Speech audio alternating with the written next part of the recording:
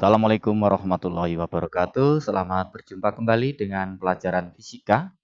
Kali ini kita akan membahas teori relativitas khusus, materi semester 6 kelas 12 program IPA bersama Pranata Fisika. Indikator pencapaian kompetensi. Yang pertama, mendeskripsikan fenomena perubahan panjang. Yang kedua, mendeskripsikan fenomena perubahan waktu. Yang ketiga, mendeskripsikan fenomena perubahan massa. Yang keempat, menganalisis percobaan tentang Michelson dan Morley dan kegagalan teori ether. Yang kelima, menganalisis kecepatan relativistik, momentum relativistik, dan energi relativistik. Yang keenam, menganalisis postulat Einstein. Yang ketujuh, menyelesaikan permasalahan terkait konsep perubahan panjang, dilasi waktu, perubahan massa, dan kesetaraan massa dengan energi. Sifat gerak benda. Semua gerak benda adalah relatif. Artinya, tergantung pada kerangka atau titik acuan yang dipakai. Contoh, meja di atas lantai itu bisa diam jika acuannya adalah tanah atau lantai. Tapi bisa juga bergerak jika acuannya matahari. Karena bumi bergerak terhadap matahari. Berarti semua yang berada di bumi, termasuk meja, bergerak terhadap matahari. Jadi meja bisa bergerak kalau acuannya matahari, bisa diam kalau acuannya lantai atau tanah. Ini perhatikan, ini ada mobil Formula 1 yang sedang melaju. Nah, sekarang pengemudi di dalam mobil Formula 1 itu bergerak atau diam? Oke, jadi bisa diam kalau acuannya mobil, bisa bergerak kalau acuannya jalan. Oke. Kejadian, pengamat, dan kerangka acuan. Kejadian adalah suatu peristiwa fisika yang terjadi dalam suatu ruang dan waktu.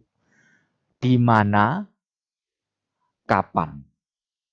Ruangnya di mana? Waktunya kapan. Pengamat itu adalah alat ukur atau apa saja yang melakukan pengukuran terhadap suatu kejadian. Kerangka acuan adalah suatu sistem koordinat di mana pengamat berada. Yang ketiga, transformasi Galileo. Ini ada pengamat yang berada di kerangka acuan S yang diam.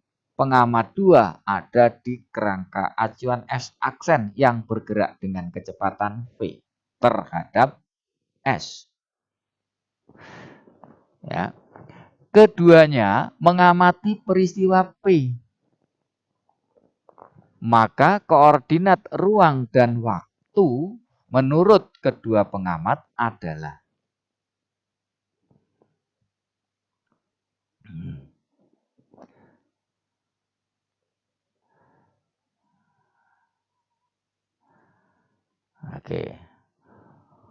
koordinat ruang dan waktu suatu peristiwa P menurut S itu adalah X, Y, Z, T. Ini ruangnya, ini waktunya.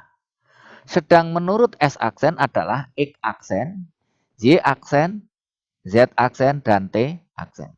Menurut X aksen,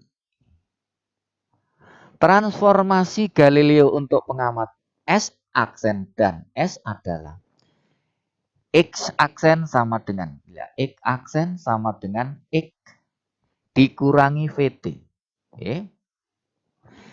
Y aksennya sama dengan Y. Ya, Y-nya sama dengan Y, sama. Z aksennya sama dengan Z dan T aksennya sama dengan T. Jadi yang mengalami transformasi hanyalah yang X-nya saja, yang searah komponen yang searah dengan gerak relatif kedua pengamat. Transformasi kebalikannya. Kalau kita tanyakan X, ya X itu sama dengan X aksen ditambah VT. Kemudian yang lainnya sama. Oke. Transformasi Galileo untuk kecepatan P untuk pengamat S aksen dan S adalah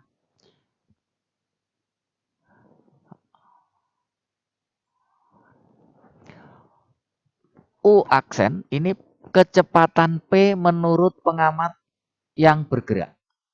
D X aksen TT atau turunan dari X aksen terhadap T. X aksennya diganti X min VT. Nah, turunan dari X terhadap waktu itu adalah UX.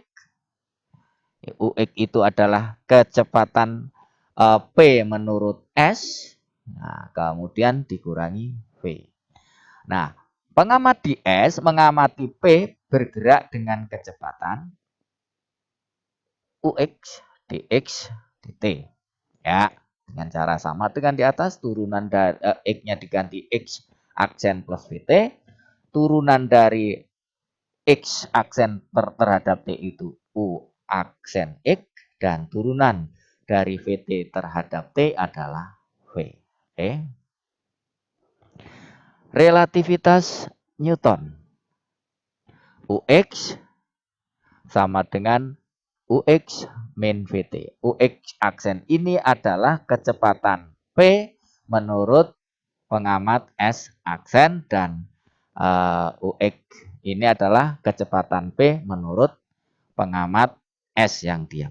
Persamaan di atas merupakan penjumlahan kecepatan transformasi Galileo yang kemudian dikenal dengan penjumlahan kecepatan menurut teori relativitas Newton menyatakan bahwa semua hukum fisika mekanika berlaku untuk semua kerangka acuan inersial. Lihat di sini. Ini ada pengamat A yang diam di tepi jalan, mengamati mobil B yang bergerak dengan kecepatan VBA. Di atas mobil, C bergerak dengan kecepatan VCB terhadap mobil. Maka kecepatan relatif C menurut pengamat A adalah VCA, VC terhadap A itu adalah VBA ditambah VCB. Kalau kecepatan C ini bergerak berlawanan dengan VBA, maka di sini nanti dikurangkan. Ya, ini penjumlahan vektor. Contoh soal.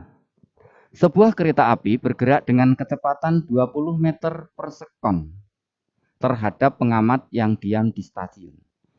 Budi bergerak dengan kecepatan 5 meter per sekon searah gerak kereta. Tentukan kecepatan Budi menurut pengamat yang diam di stasiun. Oke, yang diketahui VBA kereta terhadap pengamat di stasiun 20 meter per sekon. Kecepatan CA Budi terhadap B ini ya, bukan terhadap A, 5 meter per sekon.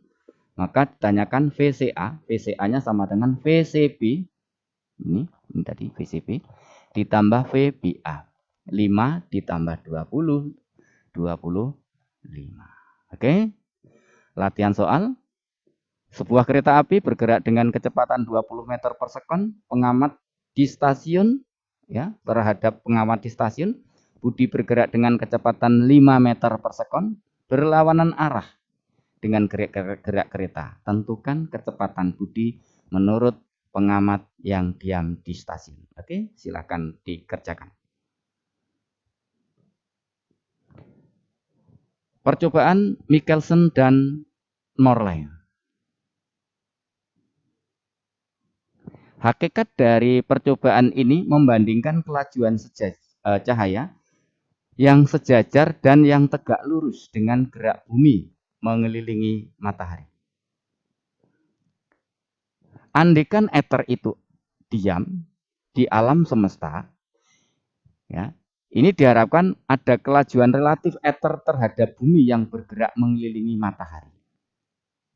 Percobaan ini berdasarkan prinsip penjumlahan vektor dengan menggunakan penalaran gerak perahu yang menyeberangi sungai sebagai berikut.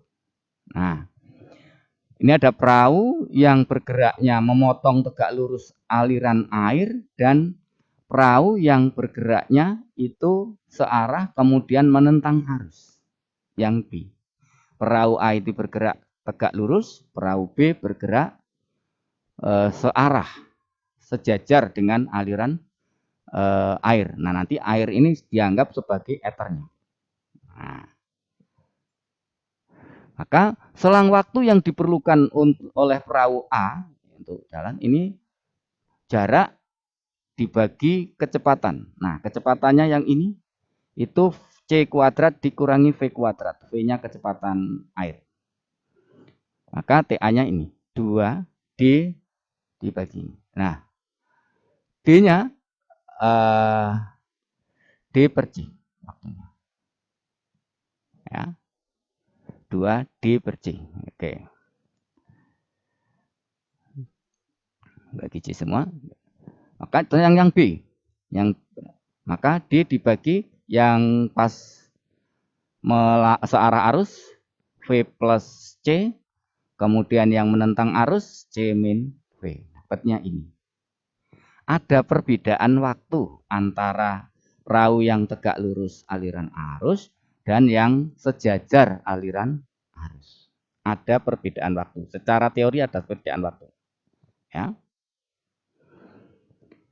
Sehingga diperoleh perbandingan yang TA dibagi TB itu dapatnya akar dari 1 min V kuadrat per C kuadrat. Ada perbedaan waktu. Nah, antara perahu B dan perahu A. Nah, sekarang percobaan interferometer Michelson dan Morley. Itu ada cahaya matahari dilewatkan pada cermin yang tembus, ada tembus cahaya. Maka sebagian cahaya ini diteruskan dan sebagian cahaya itu dipantulkan sampai di C. Yang satu diteruskan sampai di C2. Diamati lah. Nah, berarti ini ada cahaya yang bergeraknya tegak lurus ether, ini tadi perahu A. Kemudian ada cahaya yang bergeraknya searah ether, ini perahu B. Nah, cahaya sebagian dipantulkan, sebagian diteruskan. Masing-masing berkas cahaya yang dipantulkan oleh cermin C1 dan C2 yang letaknya terhadap gelas setengah cermin. Tadi setengah cermin. Berkas-berkas cahaya ini menggantikan peran perahu B dan perahu A. Oke. Apabila kecepatan cahaya itu sebesar 3 kali 10 pangkat 8 meter per sekon dan kecepatan ether relatif terhadap bumi sama dengan kecepatan tangensial bumi mengelilingi matahari itu kira-kira 3 kali 10 pangkat 4 meter per sekon, sehingga diharapkan ada selisih waktu antara TA dan TB. Nah, adanya selisih waktu ini diharapkan antara gelombang cahaya yang berasal dari pantulan cermin 1 dan cermin 2 akan menimbulkan perubahan pola hasil interferensi yang terjadi pada layar pengamat. Akan tetapi selama percobaan tidak pernah teramati adanya perubahan pola interferensi yang terjadi. Hal ini menunjukkan bahwa tidak ada perbedaan waktu antara A dan B. Nah, berdasarkan percobaan Michelson dan Morley menyimpulkan bahwa yang pertama, hipotesa tentang ether tidak ada, tidak benar.